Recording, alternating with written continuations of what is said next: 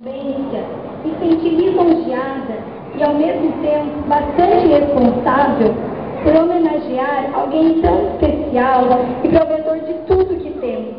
Provedor do sol, da chuva, do alimento, dos amigos, das dificuldades que nos fazem ainda mais fortes e com certeza das muitas vitórias que alcançamos. Que oportunidade esta Ele nos deu? Estudar numa grande universidade, ter uma excelente formação profissional e ainda o privilégio de conhecer grandes pessoas. Quantos dias difíceis Ele nos susteve, nos guardou, não nos deixou faltar nada, nos capacitou para entender aquela matéria difícil e a compreender alguns porquês quase incompreensíveis. Sabe aquele dia em que tudo parecia dar errado à nossa volta?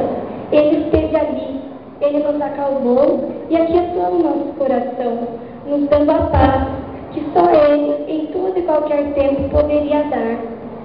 Sabe esse sentimento de saudade que já aperta os nossos corações, gerando um misto de lágrimas e sorrisos?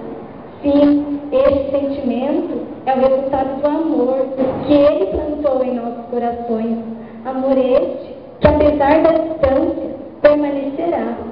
É a Ele, o nosso Deus e Pai, que queremos agradecer de todo o nosso coração. Homenageá-lo não é uma tarefa fácil, pois se o fosse, faríamos várias vezes. Difícil também seria enumerar tudo que temos a agradecer, pois certamente isso levaria muito tempo e ainda nos esqueceríamos de várias coisas. Quero dizer com todo o meu coração, em nome dessa turma, a minha gratidão a Deus por tudo que fez por nós durante esses anos de faculdade até o presente e pelo que ainda certamente fará cada um de nós. E eu quero terminar com um versículo bíblico do livro de Salmos que diz: com efeito, grandes coisas fez o Senhor por nós, por isso estamos alegres.